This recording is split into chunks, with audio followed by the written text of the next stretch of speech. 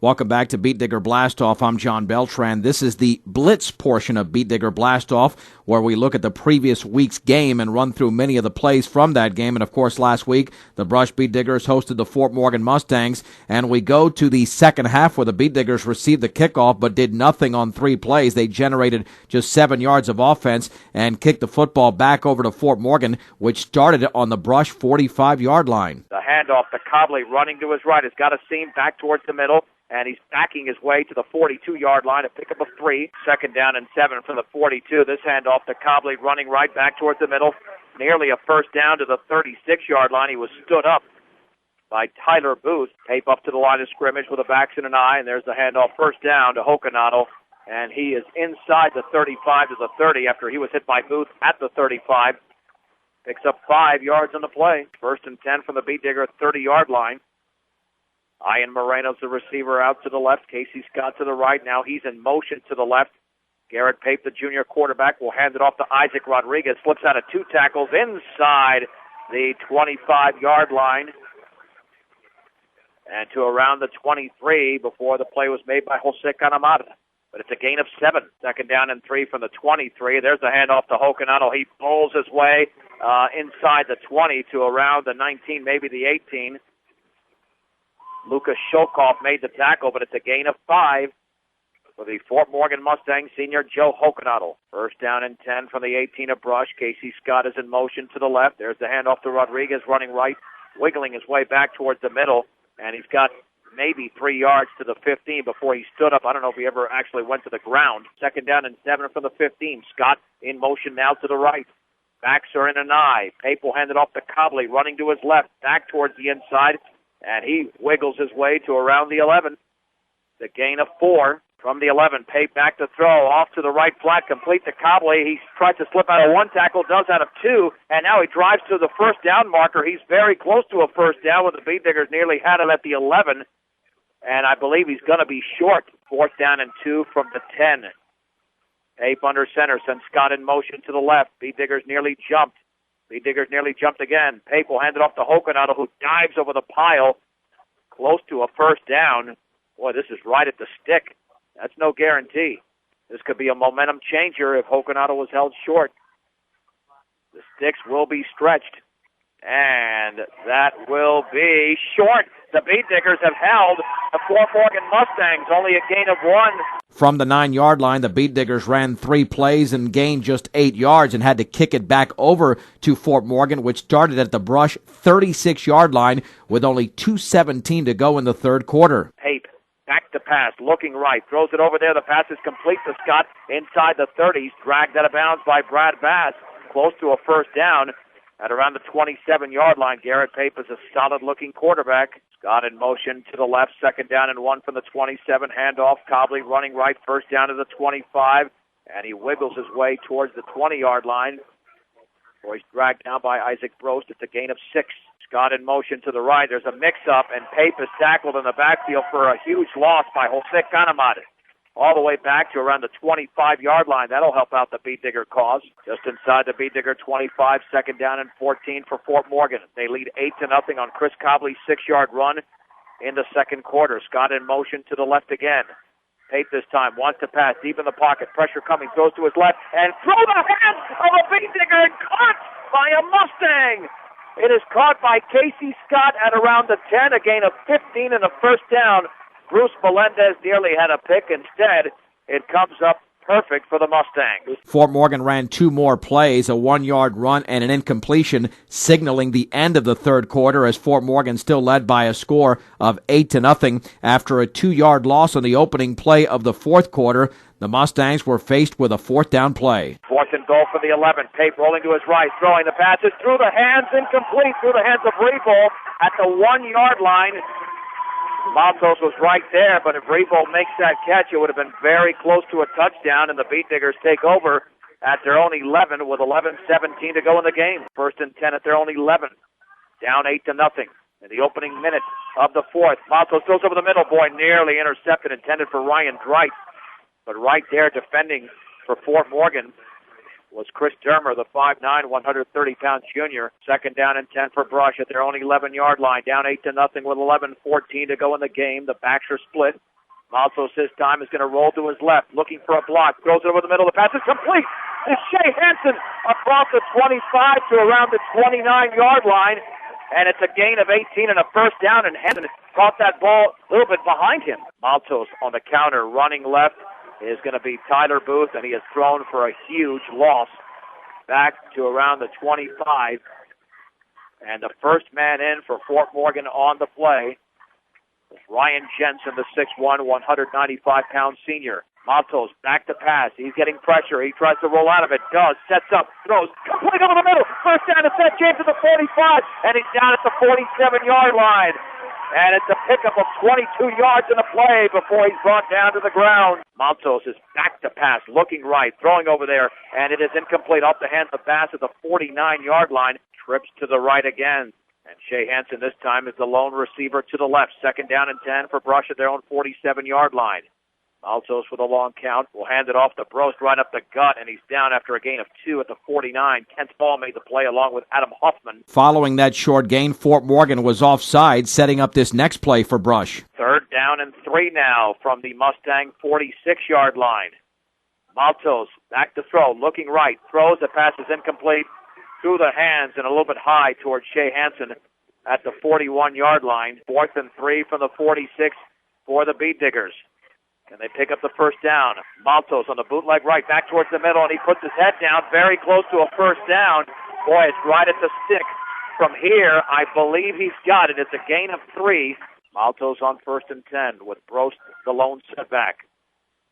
Again, a hard count. Maltos will hand it off right up the gut to Brost, and he's got a yard. That's it. To the 42. Inside of 7.5 minutes to go. Trips to the left. One man to the right, pass out in the flat, caught by Bass, and Bass is hit immediately at the 40-yard line, then dragged backwards. They're only going to give him a yard to the 41. Holy Mahungus, a great play by Keith Montel. Maltos again with a hard count, is back to throw. Here comes the pressure. He throws over the middle, completes to Hansen at the 30-yard line. He lunges towards the 29. And that is a Bead Digger first down. It's a gain of 11. The Bead Diggers were called for a holding penalty, an 11-yard loss, setting up a 1st and long. First down and 21 from the 41. In motion to the left is Bass. Maltos has the ball on his hip, rolling to his left, stepping, throwing over the middle. That is incomplete over the head of Seth James at the 22-yard line. Well defended by Chris Cobley. The Bead Diggers have trips to the left. The lone setback is Brost, and Maltos is back to pass. He's got the protection this time. He's a deep down the left sideline, wide open to James, and he drops it at the 5. It would have been a Bead Digger touchdown, but the ball was dropped by James. Penetration coming, heaves it down the right sideline. Out there is an offensive player for the Bead Diggers, Tony Guzman, but well out of bounds, not even close. And now it's 4th down and 21. 4th down and 21 from the 41. Trips to the left. And the Bead Diggers actually pull this off. Maltos is back to pass. Here comes pressure from Hokenadel. Actually, that's from another defender. Seth throws the ball. It's tipped up, and it's caught by the offensive lineman, Katamad. But he is down at the 38-yard line. He was leveled. So the Bead Diggers actually pick up 3 yards in the play. And Katamad is still down, but Fort Morgan takes over. Fort Morgan got the football back at their own 38-yard line, ran 9 plays, and chewed up nearly 3 minutes of clock. When the Bead Diggers got the ball back at their own 10-yard line, they ran just 3 plays. Chris Cobley would intercept the pass. It was Brush's second turnover, and Fort Morgan went on to win the game 8-0 as the Bead Diggers were limited to 154 yards of total offense, and Cobley obviously got the job done for Fort Morgan, scoring the game's only touchdown and forcing 2 turnovers as Fort Morgan won the regular season opener. And for the Bead Diggers, it was simply frustrating for head coach Randy Dreitz. Well, the defense, I thought, played decently in the first half, but the second half, I didn't think they played real well, and they were, I don't know what it was, but I'm going to watch film and find out. Did you sense that they were getting tired at all? Because Fort Morgan, I mean, they weren't moving the ball with regular efficiency, but Fort Morgan did have 270 or 251 yards from what I'm looking at on your sheet of total offense, so they obviously were able to outgain your team and keeping your defense on the field a little bit longer at times. Yeah, it sure seemed like that. They did a great job of, coming off there. I was wondering about their offensive line and defensive line, but they handled us up front, and when you get handled on the line of scrimmage, it's not good, and that's where we got to get better. And as a team, we're going to get better. We got to work on a lot of things. All right, well, let's go back to the offense then, because it's rare. I mean, you've had some great football teams over the years, and I know Fort Morgan has an excellent defense, but to get shut out, I mean, were you surprised or maybe even shocked that your team went through this whole game, home opener, and got shut out by a very good Fort Morgan team? Yeah, I'm very surprised. We're a better football team than what we displayed tonight. We get something going, and execution. It was execution after execution. I don't know how many times it was that.